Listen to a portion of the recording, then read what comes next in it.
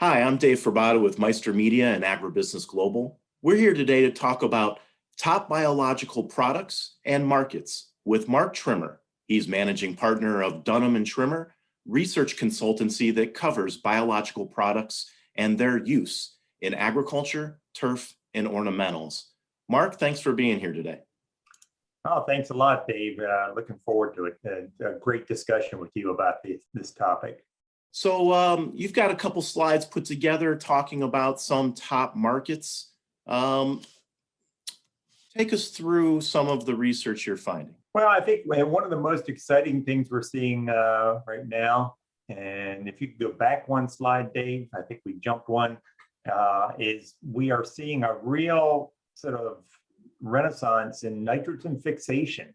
And if you think about nitrogen fixation, I know growing up on a farm in South Central Pennsylvania, my grandfather recognized the value of using a seed inoculant when he planted a legume crop. Now, whether it was a clover crop for forage or soybeans. And he probably didn't really understand the whole aspect of what he was doing, but he knew he got a more productive crop when he did that. And of course, nitrogen fixation has been a fixation in these crops for many, many years, with rhizobacteria and bradyrhizobium being used in everything from soybeans to peanuts to peas and lentils to legume forages. So this has been well established in those crops, but what is the big change that we see occurring now is with advances in molecular biology and also plant biome studies and synthetic biology as well. We're seeing new products emerge that are offering nitrogen fixation in non-legumes. So in corn, in wheat, in sorghum, and even in rice, that will allow us to reduce the amount of synthetic nitrogen fertilizer that needs to be applied to those crops. There's a number of companies are active in this space, and it's really right now focused primarily in North America. Pivot Bio is a leader.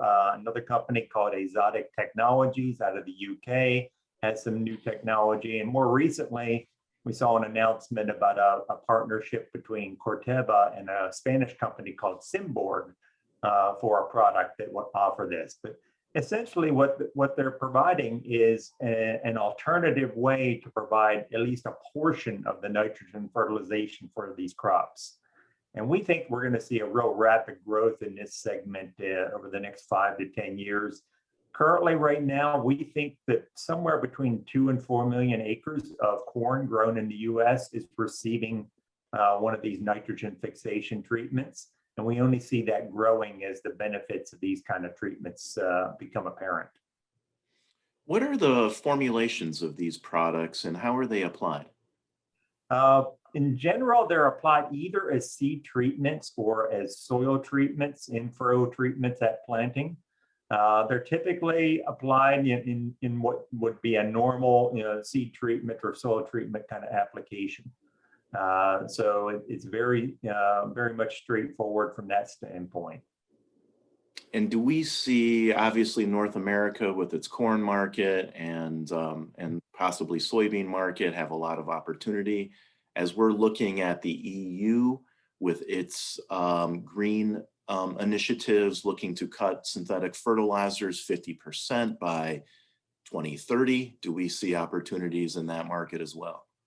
There's definitely opportunities there. The biggest challenge is going to be addressing the regulatory requirements for Europe. And I'll talk a little bit about that later in an upcoming slide.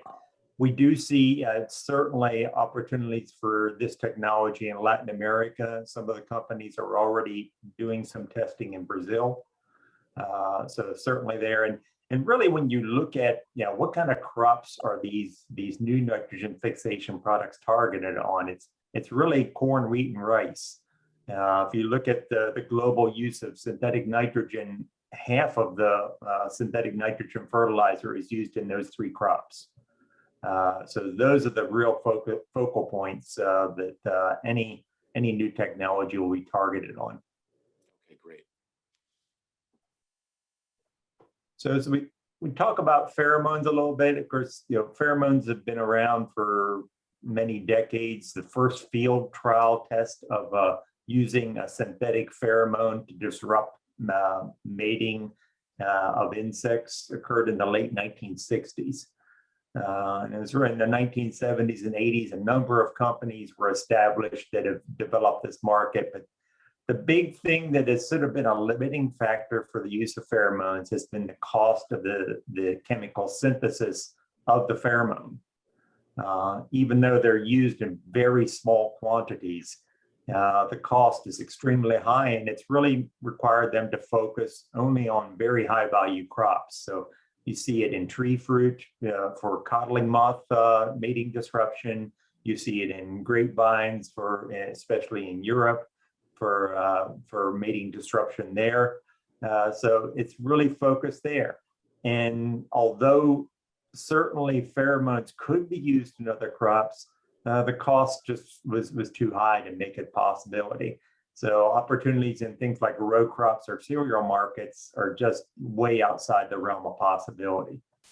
And what we've seen over the last, I'd say, 5 to 10 years is there's a small group of companies that have emerged that are using new synthetic approaches that are changing the production costs dramatically. Some of them are improved versions of currently used metal catalytic processes. Some use completely novel biocatalysis.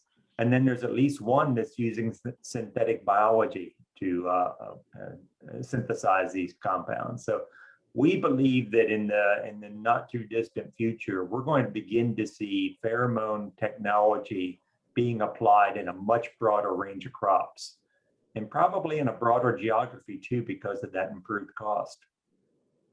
Now, where is the cost savings coming from in terms of the manufacturing process? Is it going to more sophisticated plants in maybe China and India, where a lot of chemistries are originated, or is it are they forming their own capacity? It's really forming their own capacity. Right now, these companies are based in North America and Europe. They're targeting, global markets for these new developments that they're making. But it looks like they're going to probably, at least initially, look to produce in those areas. Okay, great. So we talked a little bit about EU and Farm to Fork earlier. So if you go ahead and click and advance it once, Dave, first off, what are we talking about? The Green Deal is basically an overarching set of policies within the EU, with the bottom line is to try and make Europe as a continent climate neutral by 2050. So it's not, the Green Deal is sort of over all industries. But if we click one more, the Farm to Fork is the part of the Green Deal that really focuses on agriculture and food production. So here's where we set these aspirational targets for 2030. The first one that we hear a lot is, elimination of the use of half of all chemical pesticides by facilitating biologicals. We see goals of reducing nutrient losses and, as a result, reducing the use of chemical fertilizers. And also a big goal in improving or increasing the amount of organic farming within the EU. And all this sounds great. And when you initially hear it, you think, God, the biological market's just going to explode in Europe. But unfortunately, there's still a number of regulatory hurdles. And core to that is the EU approval timeline for a biological far exceeds the US. It's roughly about twice as long to get a new biological product approved in Europe versus the US. And in particular, the path for microbial biological products is very challenging. The EU is, even with biostimulants, and we think about biostimulants as having a easier regulatory path than biopesticides. But within the new EU fertilizer law, there are only 4 microbial active ingredients approved. So any company that discovers a new microbial, right now there's not a path to get that approved as a biostimulant in the EU. So with some of these challenges, obviously meeting those 2030 targets is going to be extremely high hurdle to overcome. Now we are seeing some very positive, sort of, I would say, comments and statements made by EU commissioners about the need to make the review process for biologicals more transparent, to try and adopt some of the approaches used in the US.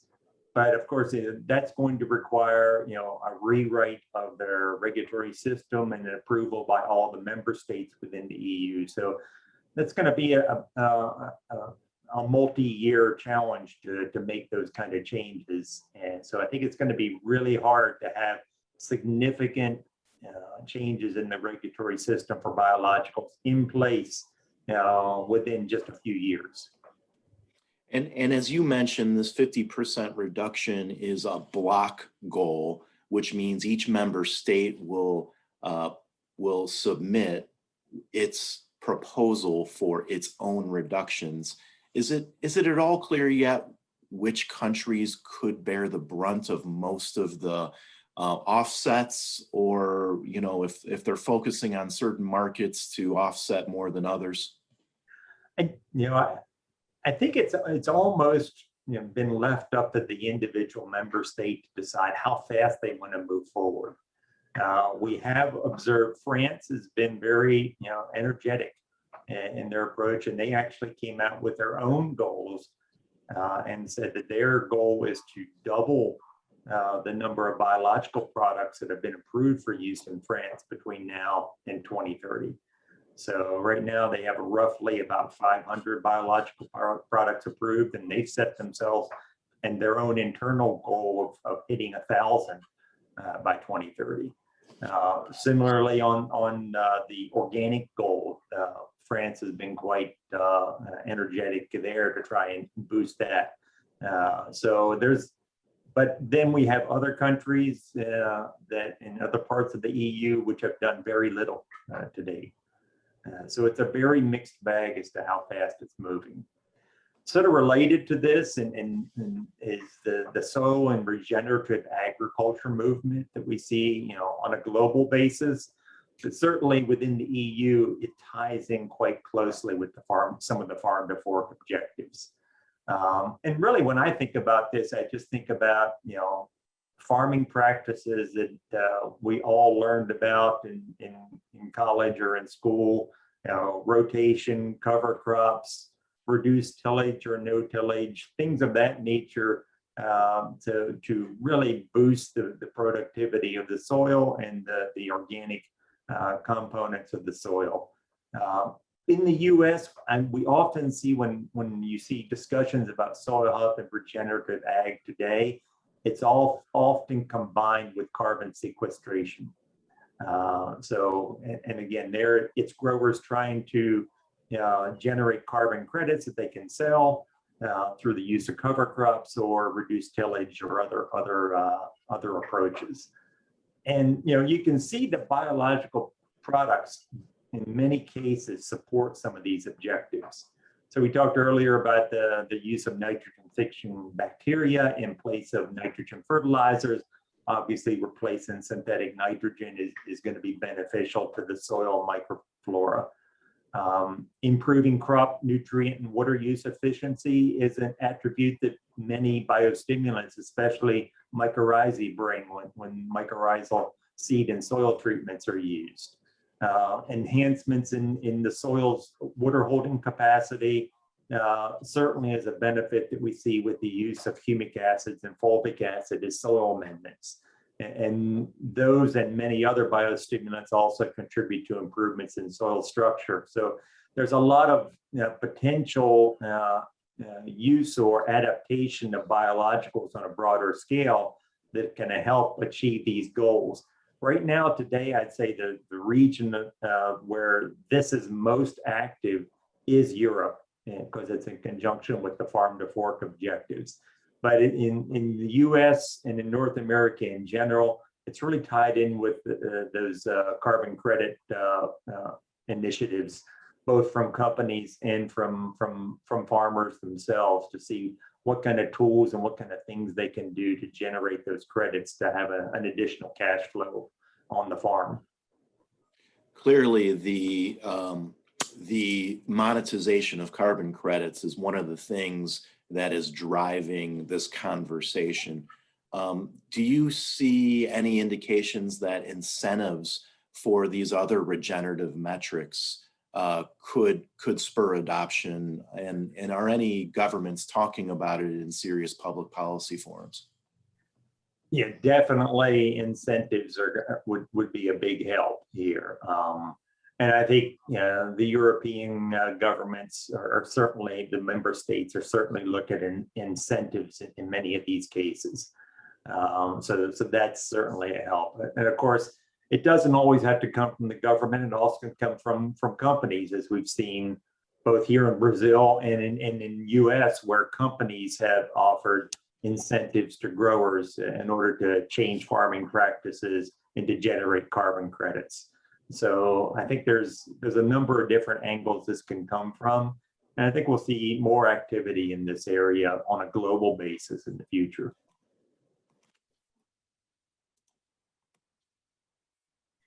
And the last one, I always have to it always seems that in many of my talks, I have to talk about mergers and acquisitions. But one of the things that we've really observed in this space in 2021 was a considerable rebound in the M&A activity.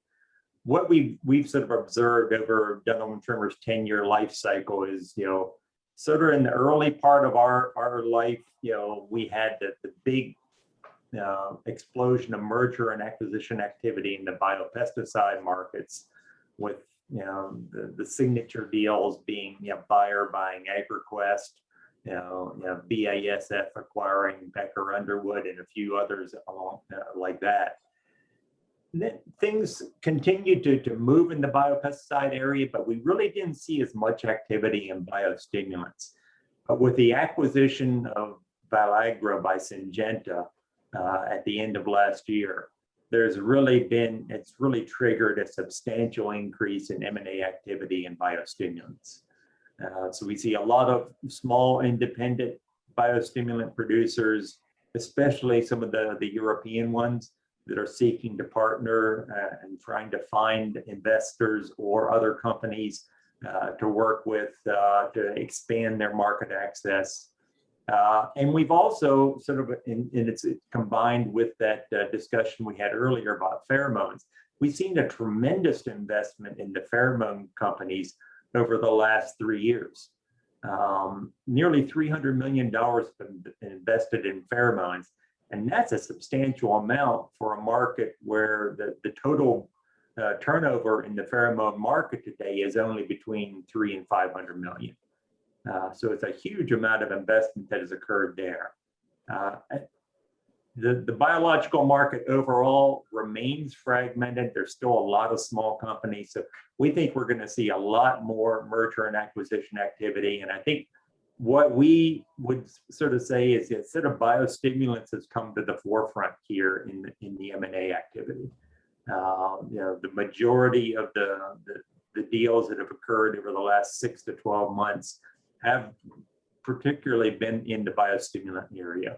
And we think that's going to continue until sort of the impetus that was created by that Valagro Syngenta deal sort of plays out, and all the key players have found their partners.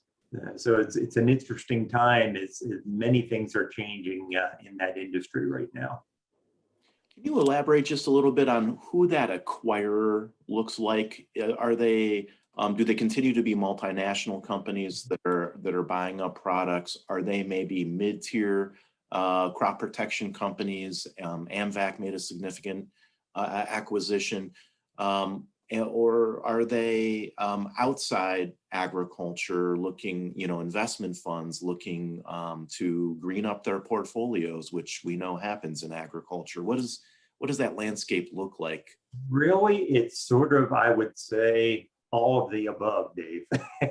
You know, and that's a sort of an easy answer, but we see mid-tier companies looking to expand their portfolio or their geographical footprint. So they're acquiring smaller players in the space to sort of provide that full portfolio to the value chain so that they can be a bigger player.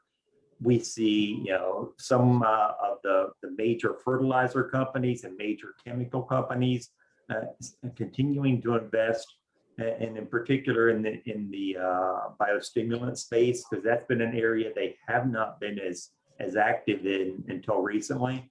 So a number of companies are beginning to make that investment. Syngenta was one. We've seen some moves by Corteva. We've seen some moves by a few other players, like you mentioned. And then the last part is there is still significant activity by the pure investors. So private equity, VC funds, even angel investors continue to look for opportunities in this space to see if they can't, you know, generate good returns for their investors.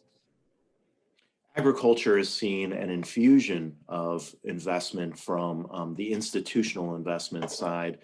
Do you expect that continues? It's kind of migrated from ag tech to maybe a little bit of this sustainable input space. Is demand still strong for that?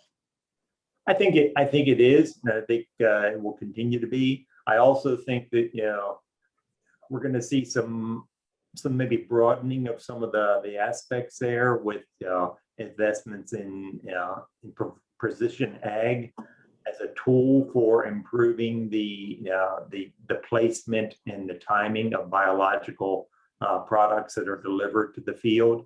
And also investments in things like some of the synthetic bio that I mentioned is being used for the pheromone synthesis could be another area where we see some sort of cross sort of sector kind of investments that bring sort of different companies together in unique combinations. Great, Mark. You can see more on Mark's interviews and columns at agribusinessglobal.com. Mark, thanks for joining us. Thank you, Dave. Have a great day. You too.